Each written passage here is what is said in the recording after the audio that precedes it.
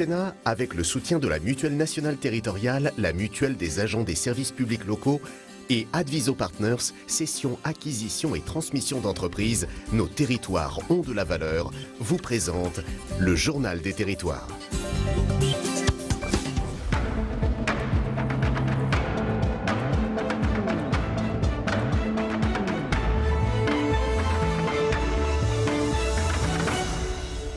Bonjour à tous et bienvenue dans notre émission avec la presse quotidienne régionale, les télés locales de France, le réseau Via Télévision, les Indes radios, 130 radios qui sont nos partenaires sur tout le territoire français et avec TV5 Monde.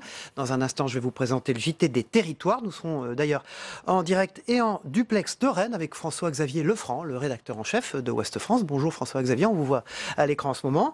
Puis Territoire d'Info, l'invité politique en direct ce matin sur ce plateau, c'est Éric Coquerel, le député La France Insoumise de Seine-Saint-Denis qui sera là.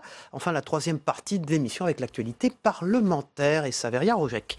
Tout de suite, c'est le JT des territoires et je vous y retrouve dans un tout petit instant.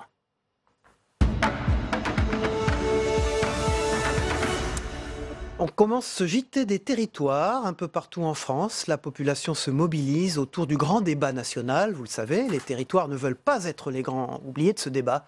Voilà pourquoi une association de maires ruraux a organisé son propre débat pour inclure la question des territoires. Clémence Rouald pour 8 Mont-Blanc, notre télévision partenaire. Depuis plusieurs semaines, des cahiers de doléances sont disponibles en mairie. Certains sont déjà clos et d'autres attendent encore les écueils des citoyens. Un site internet accessible à partir du 21 janvier est également mis à disposition pour alimenter le grand débat national. Un débat qui a été ouvert ce mardi par Emmanuel Macron en visite dans le département de l'Eure. Pour organiser la concertation, les préfectures ont nommé des représentants. C'est le cas pour la préfecture de la Savoie qui a désigné Pierre Mollager, secrétaire général de la préfecture. La préfecture de la Haute-Savoie n'a quant à elle pas encore arrêté son choix. La situation reste floue concernant les démarches à suivre. Les deux préfectures n'ont pas souhaité s'exprimer à ce sujet. C'est dans ce contexte que l'Association des maires ruraux de Haute-Savoie a organisé sa propre concertation d'élus, estimant que l'aspect territorial est écarté. L'association regroupe des communes de moins de 3500 habitants. Son but, défendre les petites communes et les valeurs du territoire. L'association des maires de ruraux, elle a envoyé un courrier à tous les maires ruraux, les maires adjoints et les conseils municipaux pour recueillir soit les doléances ou les propositions. Et nous, ce qui nous a choqué à l'association des maires ruraux de la Haute-Savoie, c'est que le mot territoire n'est pas dans les 4 thèmes du grand débat. On fait preuve de vigilance, on va être très attentif, on va être surtout très à l'écoute et on va surveiller que nos dossiers aboutissent et qu'on soit bien pris en compte. On espère que les territoires ruraux, la ruralité, fassent partie intégrante du grand débat et que nos revendications, nos préoccupations, enfin soient écoutées et appliquées.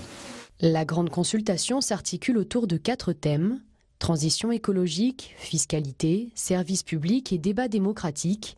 Les prochaines semaines devraient éclaircir les citoyens qui souhaitent participer au grand débat national. Dans ce journal, les régions de France veulent aider les entreprises. Exemple en Bretagne, où la région a décidé de rentrer au capital de la société Dossi. Cette mission, lui, incombe depuis la loi NOTRe de 2015. Parmi ses ambitions, être présente aux côtés des agriculteurs et de l'agroalimentaire. L'annonce a été faite très récemment au sein de l'une des usines du groupe. Karine Chevrier pour TV Sud y était. Regardez son reportage. Il y a 2 ans, le groupe Dossi ouvrait le capital de sa société de production œufs et légumes aux investisseurs. Une démarche suivie par la région Bretagne qui accordait alors une avance de 5 millions d'euros. Aujourd'hui, elle réinvestit cette somme en entrant au capital du groupe. Il y a 3-4 ans, 80% de notre temps était consacré à des crises, à des situations difficiles, à des accompagnements d'hommes et de femmes qui perdaient leur boulot, à des entreprises qui fermaient. Aujourd'hui, 80% de notre accompagnement, c'est du développement. C'est des nouveaux sites, des nouvelles entreprises, de nouveaux emplois, de l'accompagnement d'hommes et de femmes qui doivent aller vers de nouveaux métiers. Et cette entrée au capital à 2,5% est un symbole, un message que nous voulons adresser et au monde agricole et au monde de l'agroalimentaire. Car la région veut faire de la Bretagne le leader du bien manger. Cette entrée au capital de Daucy va notamment permettre à la coopérative d'accompagner les producteurs de Breton vers une production dite alternative. On les accompagne sur cette transformation parce qu'il y a des gens qui ont quand même investi des sommes très importantes jusqu'en 2012 dans des bâtiments cages. Et en suivant les amortissements des bâtiments, donc il y a un échantier qui est fait aujourd'hui et puis accompagner des producteurs à transformation de leur élevage. Et après, il y a des sites qui correspondent à faire du plein air, il y en a d'autres à du bio, il y en a d'autres du sol. Donc il y a une étude qui est faite chez chaque producteur pour voir quelle sera leur production de demain. Aujourd'hui, 30% du site de Plohermel est approvisionné en production alternative. D'ici 2025, Daucy s'engage à sortir du modèle de l'œuf de poule en cage. Dans ce JT des territoires, on part dans le sud-est maintenant. La pétanque connaît un succès mondial. Le sud de la France compte bien en profiter et bien sûr performer dans ce sport, car c'est un sport. À Saint-Laurent-du-Var, la boulisterie part à la conquête de l'Ouest. La boulisterie s'exporte désormais en Californie. L'entreprise azuréenne rêve de conquérir les États-Unis avec son concept de boulodrome éphémère. Regardez le reportage de notre partenaire sur place, Azur TV. De la pétanque, n'importe où, n'importe quand et par tous les temps, voilà le concept de la boulisterie. Aujourd'hui présente à Nice, Marseille, Toulouse, Bordeaux ou encore Paris, la boulisterie s'exporte désormais aux États-Unis, en Californie, rien que ça. Une belle success story pour cette entreprise azuréenne promis au rêve américain. En voyant aussi un vrai retour et un vrai intérêt pour ce qui est français dans ce pays dans un pays, parce que c'est quand même une région qui est presque un pays, qui a un fonctionnement bien particulier. Je lui dis comme un coup de tête, je dis ouais, clairement, mais c'est ni l'Afrique du Sud et ni un autre concept, c'est la boulisterie à Los Angeles. Ils aiment aussi les activités de plein air, les activités de partage. Ils aiment passer du bon temps. Donc, si vous mélangez tout ça, au final, vous obtenez la pétanque. Donc, il n'y a aucune raison que ça ne marche pas. La pétanque, c'est le sport qui rappelle les vacances dans le sud de la France, l'incontournable de la détente et de la bonne humeur. Ça, la boulisterie l'a bien compris. Ce qu'il propose, un boulodrome éphémère à l'extérieur comme à l'intérieur. Le temps de dérouler le terrain, de tout installer, comptez 15 à 20 minutes, chrono en main. L'estafette ambulante de la boulisterie a popularisé le terrain de pétanque éphémère depuis 2015, ce qui a fait son succès, son côté insolite bien sûr, mais surtout l'ambiance très 60s et des décorations made in France qui chantent le soleil et le partage. Le but, c'était aussi de trouver finalement à la fois la bonne largeur et la bonne longueur qui fasse qu'on puisse intervenir dans un maximum de lieux, voire tous les lieux possibles et imaginables, parce que plus le lieu est inattendu, plus c'est drôle. C'est-à-dire si on nous dit j'ai un boulodrome, venez vous installer à côté ou venez jouer avec votre boulodrome, ce qui peut arriver parce qu'on veut au bout d'un moment un petit peu de la déco, etc.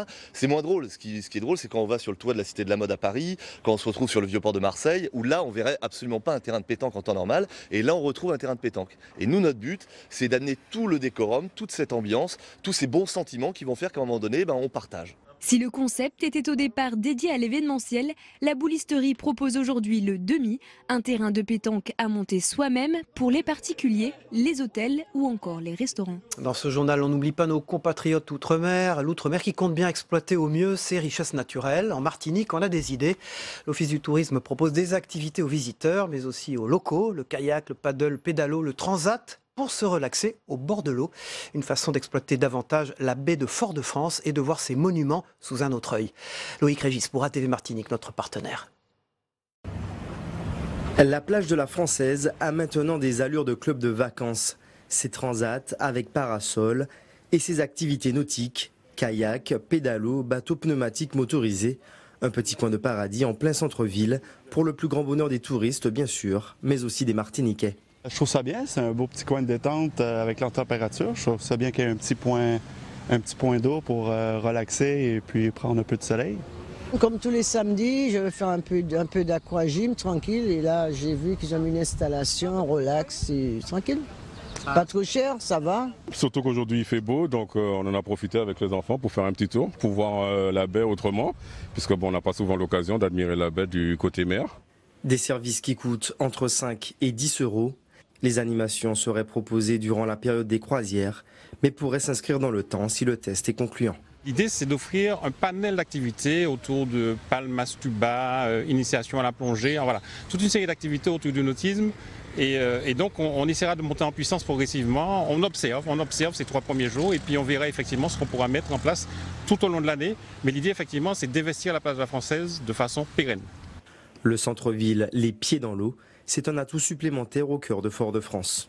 Ça permet donc aux touristes aussi qui sont de passage d'allier culture avec la visite du Fort Saint-Louis, visite de la ville, shopping et puis un petit moment de détente à la plage pour ceux qui ne veulent pas passer toute la matinée donc à la plage. Donc c'est une manière aussi de montrer qu'à Fort-de-France on peut prendre un bain de mer puisque la qualité des eaux de baignade est excellente. Un essai qui n'est pas loin d'être transformé. L'Office du tourisme du centre devrait se prononcer ce mois-ci sur le retour de l'opération. On poursuit ce JT des territoires. Vous savez que tout à l'heure à 8h, c'est Éric Coquerel, le député La France Insoumise de Seine-Saint-Denis, qui est notre invité. Dans un instant, c'est les unes de la presse quotidienne régionale et des sites internet. A tout de suite.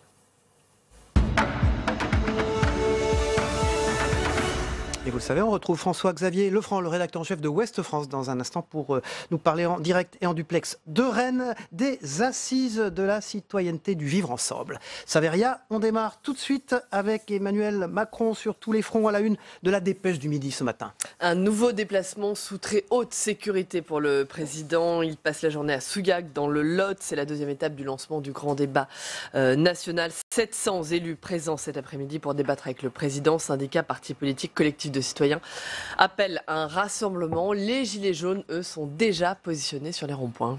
Merci. Les cahiers de doléances à la une de la Nouvelle République du Centre-Ouest, un des grands journaux de la Nouvelle-Aquitaine. 2019, miroir de 1789. La Nouvelle République a eu la bonne idée de se replonger dans les cahiers de doléances de la Révolution française. Plus de 2 siècles plus tard, les revendications, elles présentent des similitudes étonnantes. On peut forcément y voir des parallèles, explique Jérôme Descou, qui est le responsable des archives départementales de l'Indre. On a cette question de la fiscalité qui revient, cette volonté d'être entendu au plus haut niveau, moins d'impôts, plus de justice sociale, un meilleur pouvoir d'achat. Les problèmes évoqués par les citoyens sont semblables. Dans les écrits pré-révolutionnaires, on voit une défiance vis-à-vis de la capitale, les signes d'une fracture territoriale entre la ville et la campagne. Et puis sachez que vous pouvez consulter ces cahiers de doléances de 1789 en ligne sur le site internet du département. Le Brexit inquiète et c'est à la une de La Voix du Nord. D'ailleurs, Hervé Favre de La Voix du Nord sera sur ce plateau tout à l'heure pour co-interviewer la région de Calais. Oui, absolument. La région de Calais qui se prépare au pire scénario. Faute d'accord, les contrôles douaniers pourraient reprendre, ralentir les liaisons. Édouard Philippe qui sera à Calais tout à l'heure. La France a déclenché hier un plan lié à un Brexit sans accord. Le plan vise à protéger les citoyens et les entreprises françaises. 50 millions d'euros d'investissement dans les ports, les aéroports français, soit les lieux les plus concernés par les modifications apportées. 600 recrutements seront réalisés dans les semaines qui viennent. Ce sont les cagnottes sur Internet qui sont à la une du Progrès de Lyon ce matin. 1 400 000 euros pour la cagnotte des policiers. La cagnotte de soutien aux forces de l'ordre sera d'ailleurs en partie reversée à des orphelinats, d'abord d'ordre privé. Ces cagnottes ont envahi maintenant la sphère publique pour devenir une nouvelle forme de mobilisation citoyenne. Difficile de savoir précisément ce qui se cache derrière ces dons, car en effet l'anonymat peut être préservé sur la plateforme Litchi et les pseudos sont monnaie courante. Alors, la guerre des cagnottes est-elle ouverte? Plus de 700 cagnottes ont vu le jour depuis le début de la crise des Gilets jaunes. Merci Saveria, on vous retrouve évidemment en dernière partie de l'émission pour l'actualité parlementaire et elle est riche et importante. Voilà, dans un instant, le Club de la Presse.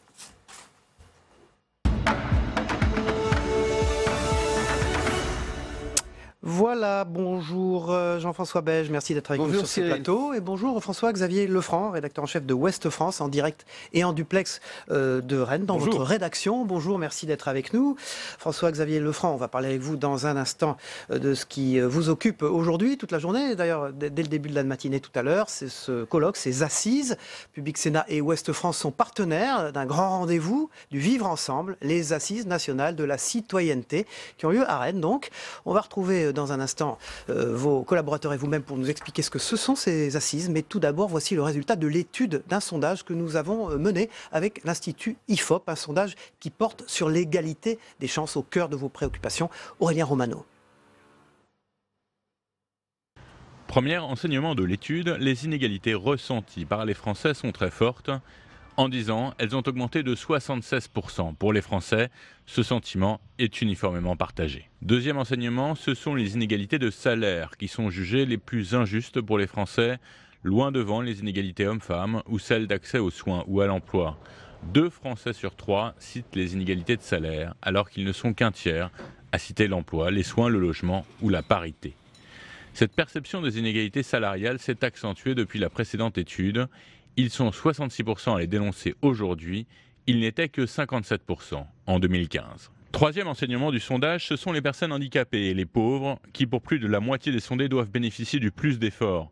Les habitants des zones rurales isolées ou les personnes élevant seules un enfant, comme les habitants de banlieues difficiles, sont jugées importantes mais pas prioritaires. Et les populations immigrées sont jugées d'importance secondaire. L'enquête pointe également l'insuffisance des performances de l'école. 60% des sondés estiment que le système scolaire français n'assure pas à chaque enfant la même chance de réussir. Enfin, les Français font plutôt confiance aux maires, aux enseignants et aux associations pour résorber les inégalités. François-Xavier Lefranc, bonjour, merci d'être avec nous en duplex et en direct de Rennes. Résultat de ce sondage, vous venez de l'entendre avec nous, vous êtes partenaire d'ailleurs de ce sondage de l'IFOP. Plus que jamais, j'allais dire, vivre ensemble à Rennes, 2 jours de débat pour faire émerger des solutions par rapport à ce qu'on vient d'entendre des résultats de ce sondage. Oui, et on peut ajouter une chose qui n'est pas un détail. Quand on posait la question des inégalités il y a 10 ans aux Français, ils répondaient la même chose. C'est-à-dire que le sentiment d'inégalité, il est très ancien et il est très profond. Et c'est à ça qu'on veut répondre, à travers des débats, à travers des prises de parole, à travers des démonstrations de ce que font un tas d'associations. Il y aura même un concours de start-up. Et pendant 2 jours, on va réfléchir à tous les thèmes qui ont été évoqués dans le sondage qu'on a réalisé ensemble. Il y a du boulot pour résoudre les inégalités, c'est vrai. François-Xavier Lefranc, on a l'impression que vous avez démarré un débat national avant le débat national, puisque font ces assises, c'est la 2e édition. Donc quoi, vous avez eu du nez à Ouest-France, vous aviez senti que tout ça allait arriver, j'allais dire ? Notre métier, c'est d'être sur les territoires, c'est d'être au plus proche des gens. On a une très grande rédaction de 570 journalistes qui suit l'actualité de l'Ouest au jour le jour. Et ce sentiment d'inégalité, ça fait longtemps qu'on le perçoit, on n'est pas les seuls. Ça fait longtemps qu'on entend des élus, notamment des maires ruraux, dire on ne pourra pas continuer comme ça. Ça fait longtemps qu'on entend des associations, qu'on entend des bénévoles, qu'on entend des tas de gens qui nous disent ce qui est en train de se passer, ça finira très mal. Et donc on avait décidé, il y a un peu plus d'1 an, de créer cet événement et pendant 2 jours, de regarder à la loupe tout ce qui se fait pour recréer du lien citoyen, parce que c'est quand même bien ça le défi. Et quand on prend la peine de regarder, on se rend compte, et ça rend un peu optimiste, on se rend compte qu'il y a énormément de choses qui sont engagées. Et nous, à Ouest-France, on veut les mettre en lumière, justement. C'est l'intérêt de ces 2 jours, de ces assises nationales de la citoyenneté, qu'on organisera chaque année à Rennes, pour en faire un grand moment de réflexion sur des sujets qui sont vraiment majeurs, on le voit bien en ce moment, avec tout ce qui s'est passé. François-Xavier Lefranc, vous le savez, ce journal est retransmis par TV5 Monde à l'international. Donc on vous écoute. Est-ce que ce modèle, le modèle social français, tout ce qu'on dit de la France à l'international reste vrai? Est-ce que la perception de la France ne s'est pas altérée avec tout ce qui s'est passé ces derniers mois? Elle s'est sans doute altérée parce que quand on regarde régulièrement, nous on le fait tous les jours, quand on regarde les unes des grands journaux à l'étranger, quand on regarde les sites internet des grands journaux à l'étranger, il y a une vision assez déformée de ce qu'est la France et de ce qu'est la réalité de ce mouvement.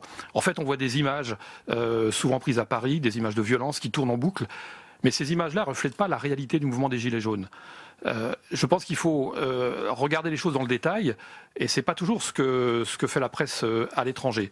Alors sans doute que l'image de la France a été écornée, mais c'est pas tellement ça, à mon avis, le problème. Ce qu'il faut et ce qui est urgent, c'est de résoudre les causes du malaise.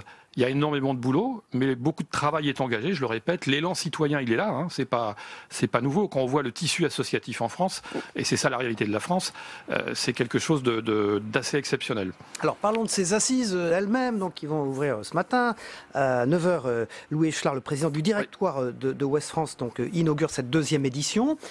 Inscription close, et c'est dans un auditorium absolument extraordinaire, un lieu magique, vous y teniez. Oui, c'est un très très bel éditorium qui fait près de 1500 places. Et le lieu lui-même permet au même moment d'avoir un certain nombre de rendez-vous au même moment. Donc il y aura plusieurs débats qui vont se dérouler en même temps pendant ces 2 jours. C'est un auditorium qui portera aussi le nom de François-Régis Hutin, qui a longtemps été le président d'Ouest France, qui est décédé il y a quelques mois. Et c'est un auditorium dans lequel on va rappeler ce matin une chose essentielle. Vous le savez, le propriétaire de Ouest France, c'est une association loi 1901, c'est pas un milliardaire, c'est une association loi 1901 qui défend l'idée de la citoyenneté, de la démocratie. Et c'est ça qu'on va rappeler fortement ce matin pour ouvrir ces assises. Restez avec nous une petite minute encore. Je sais que vous allez accueillir le premier invité de ces assises. Je crois qu'il est le ministre de l'Éducation nationale tout à l'heure. Mais j'ai sur le plateau, donc face à vous, d'une certaine manière, Jean-François Beige, qui a été un des dirigeants de Sud-Ouest, un des autres grands quotidiens de la presse régionale. Ce sont des initiatives que la presse quotidienne régionale, que Sud-Ouest, aussi peut prendre pour retisser le lien avec les Français. Est-ce que la presse quotidienne régionale a un rôle à jouer dans cette reconnexion nationale? Absolument, et François-Xavier Lefranc rappelait le nombre de journalistes à Ouest France, 570 je crois. Ça veut dire que ça fait un énorme filet pélagique qui permet non seulement d'être à l'écoute des citoyens, mais aussi de ramasser toutes les informations utiles à la vie en société. Et ça, c'est ça qui crée le lien, qui crée de la solidarité sociale, en faisant en sorte que d'un village à l'autre, on sait ce qui se passe et on sait aussi comment se réunir, comment faire société. C'est une des missions essentielles de la presse régionale.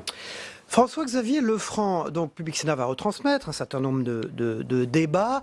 Est-ce que l'inquiétude due au Brexit, à ce qui se passe en Angleterre, peut rejaillir sur ce qui va se passer pendant ces 2 jours? C'est la une de Ouest France, c'est pour ça que je vous pose la question. L'inquiétude des entreprises.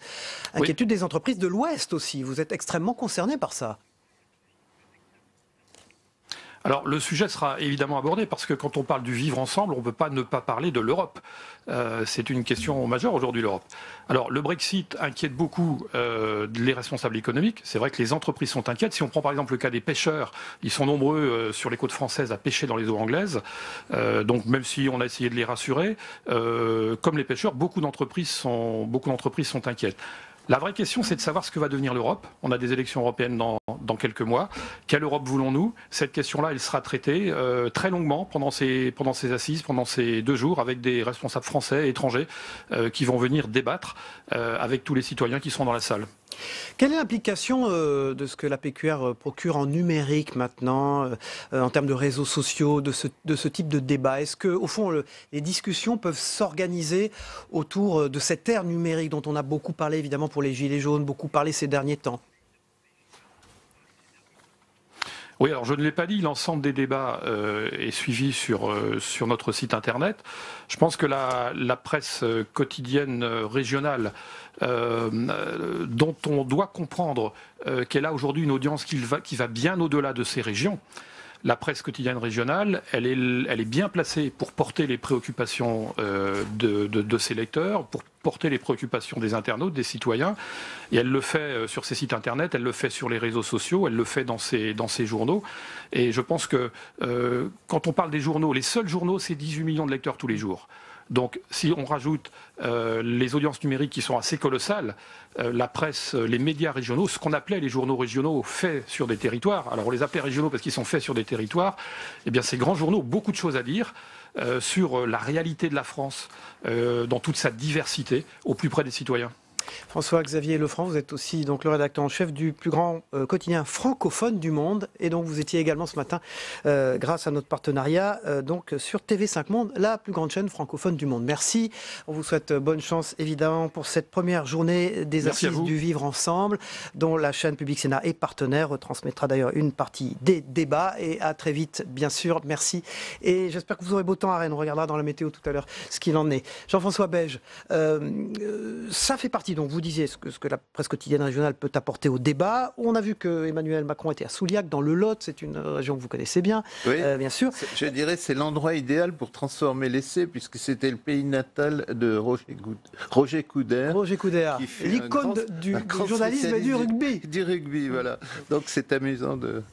Emmanuel Macron, là, vous avez vu, les sondages progressent, hein, 5 points de plus d'adhésion à ce débat national de la part des Français. Ça peut continuer, ça peut marcher aussi bien que ce qui s'est passé dans l'Eure. Vous qui connaissez bien la région, là, les maires du Lot. Les maires du Lot, ils seront pas très différents, en fait, je pense, hein, je ne veux pas trop m'avancer, mais ils ne seront pas très différents des maires de l'Eure. Parce que les préoccupations sont un peu les mêmes. On est quand même un pays très centralisé où les difficultés sont assez partagées. Je crois que l'écho ne sera pas tellement différent. Ce sera peut-être les accents seront un peu plus chantants, mais c'est un peu la même problématique, toujours la même, celle des régions qui se sentent très éloignées des centres de décision et surtout où des choses comme la substitution de la voiture électrique à la voiture diesel, etc., pose d'énormes problèmes qui ont été beaucoup sous-estimés. Le président de la République a eu l'air d'être revenu un peu sur certains de ces sujets, notamment les 80 km/h, oui, qui posent beaucoup de problèmes dans le sud-ouest. Hein, vous avez dirigé sud-ouest. Oui. Oui, parce que... je n'ai vu aucune statistique, alors il paraît qu'on va en produire bientôt... Je n'ai pas l'impression que, à part l'agacement, un agacement supplémentaire, parce que toutes sortes de... Franchement, on agace beaucoup les Français. Hein. On y va revenir tout à l'heure, avec la politique réveillée. Jean-François Beige, c'est votre éditorial que je conseille aux lecteurs de regarder dans le courrier du Parlement.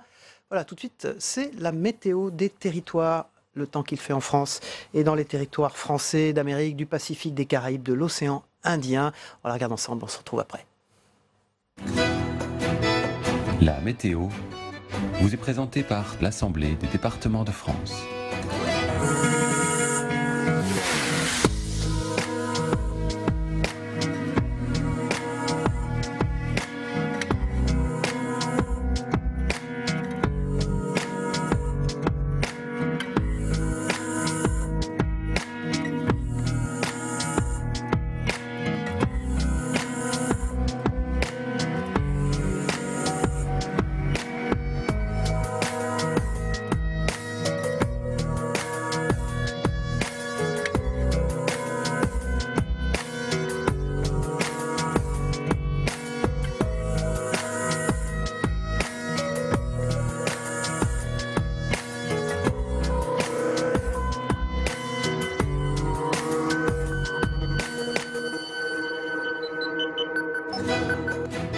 C'était la météo avec l'Assemblée des départements de France.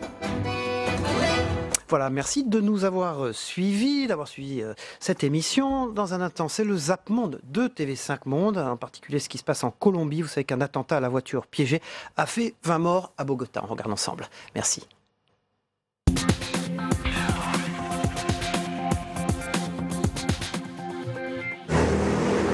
Des officiers de police sur le qui-vive et une tension à son paroxysme. La déflagration a été ressentie jusque dans les rues adjacentes. La voiture remplie d'explosifs venait de la région d'Arauca, où la guérilla de l'ELN est fortement présente. Rudy Giuliani, l'ancien maire de New York, est aujourd'hui surtout connu comme avocat de Donald Trump. Il doit notamment défendre le président américain dans le très épineux dossier des soupçons d'ingérence russe durant la campagne électorale de 2016.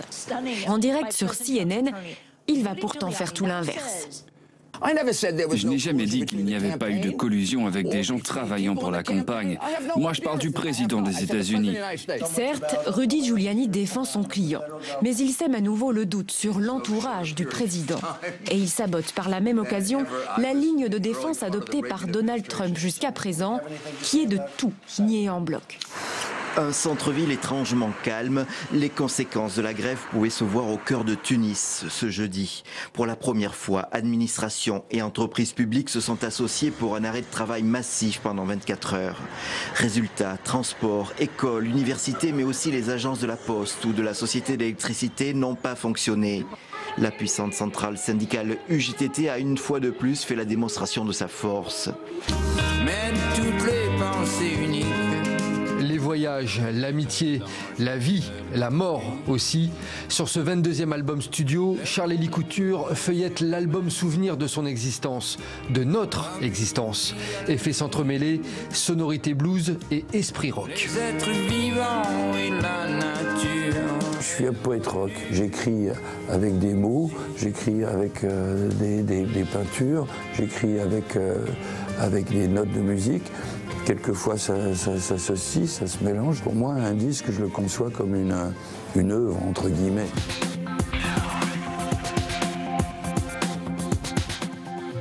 Voilà, on se retrouve tout de suite pour la suite de l'édition.